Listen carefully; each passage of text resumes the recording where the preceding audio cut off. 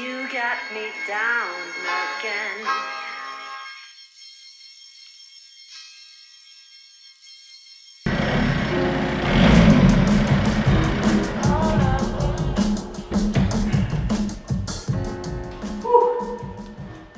Dear. Oh dear. Welcome back to Rebel Classics, everyone. Hello. So we bought an Audi, the cheapest Audi in the UK, I believe, for £100.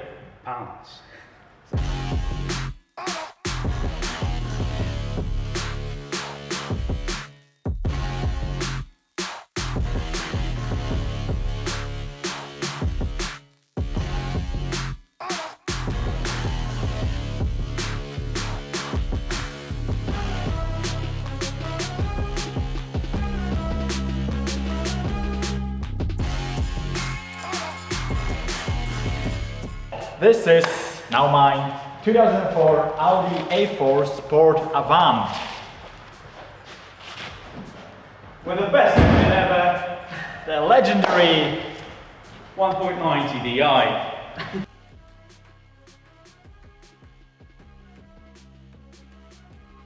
We bought the Audi for £100. Obviously, it was not in a, it was in a decent shape, but needed some love. it was alright for £100. It had MOT, Yes. it ran, Yes. it drove, not very well, but it did. Yes. And so this episode is about how he managed to turn it into a fun, comfortable, quickish, daily drivable car that I actually bought of him. So it stayed with the bump. Was this a good decision? Let's find out.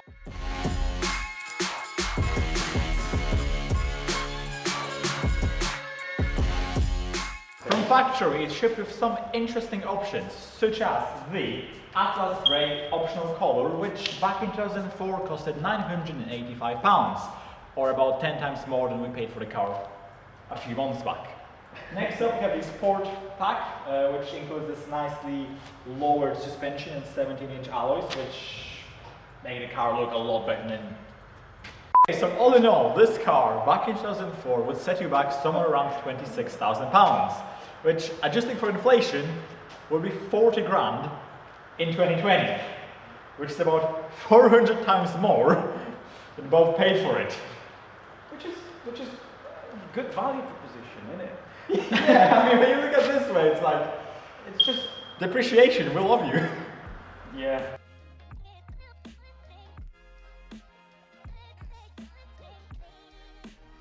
But if something seems to be too good to be true, well, it probably is, and sadly, this was a bit of the case with this. It was still a running and driving car with an MOT, so worth at least a couple £100, so we still got an amazing deal on it. But there was a few issues. One of which was this. So if you look at this, it's absolutely filthy in there, but it's all there, unlike the original wing.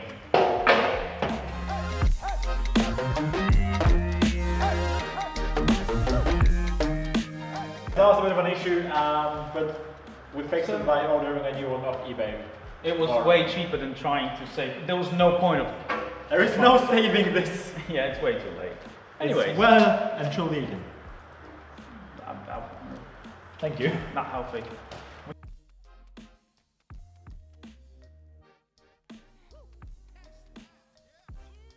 However, there were some gremlins hidden under the bonnet, or rather not hidden. Yes. So the car came with the EML light. After checking it, it turned out that it was the EGR valve that was playing. Probably was staying open when it shouldn't. So it was causing the engine to run really poorly. On top of this, I found a T-shirt right here, and this T-shirt was a remedy for broken dipstick housing, which was pissing out oil everywhere. So I dug into the Audi, and there's one valve that needs replacing, pissing out oil. But on this side, there's supposed to be dipstick. You can see like the plastic tube broke off completely, so the rest of it is there.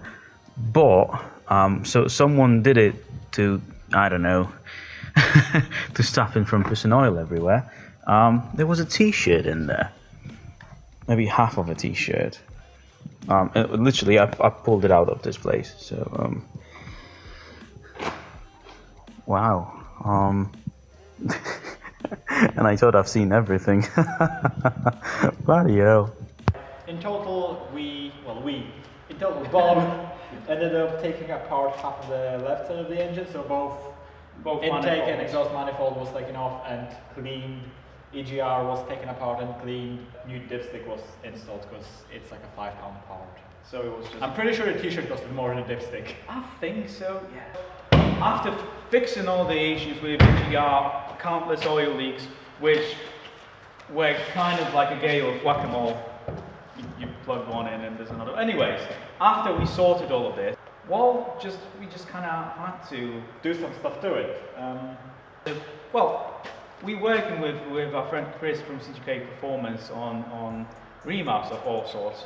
So that was pretty much the first thing that happened to this car. It's a 1.9 TDI owned by a 22-year-old. It had to be remapped. It had to be remapped. So Chris did some of his magic on this car, and what's the guesstimate power figure? Obviously, we didn't have it on the dyno because there's absolutely no point. Yeah, putting it on a dyno would cost twice as much as the car did, so... Anyways, we believe that we cracked 180 horse puppies and all the torque. Yeah, because we did the remap and you've also played around a bit with the intake manifold and the exhaust.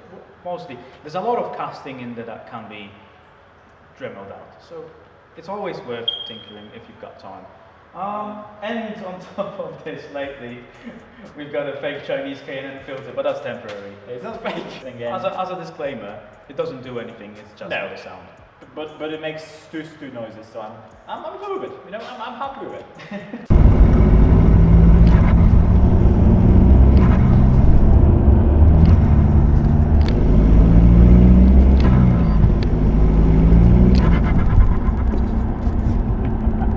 Anyway, so after getting the power up, Bob noticed a strange yellow warning light on the dash. Which was not coming off. Yeah. So basically, the previous Chinesium tires struggled for grip all the way up to the fourth gear. We just contacted our friends at Glenn's so Low we went to Tires. Glenn's Low-Cost Tires, who picked us up with some white, nice and grippy Toyo Proxys TR1s.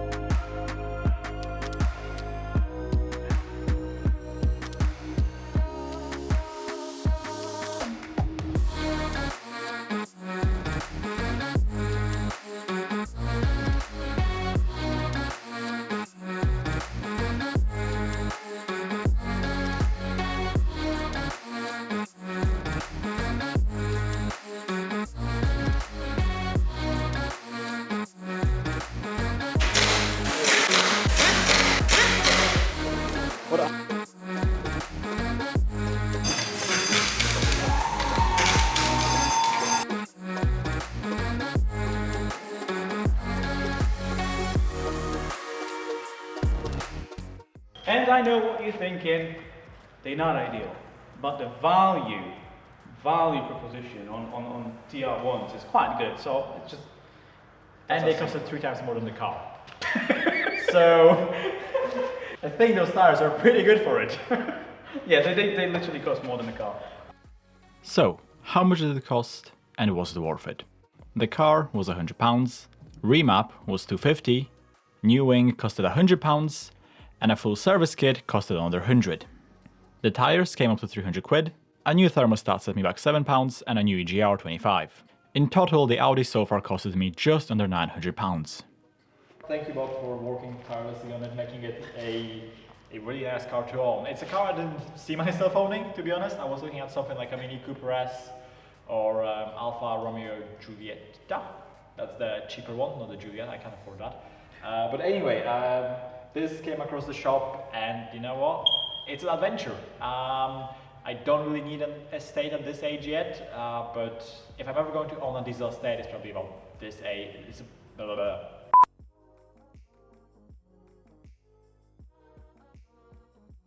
And to be fair, like I just took it for a spin, and you were like, oh, I'll think about it, and then you thought about it, and then you bought it off me. Yeah, So that was a simple process. You just experienced the greatness of 1.9 Ti. but in total, for the money, it's an amazing daily driver, and I can't wait to play about a bit more of this side adventure. And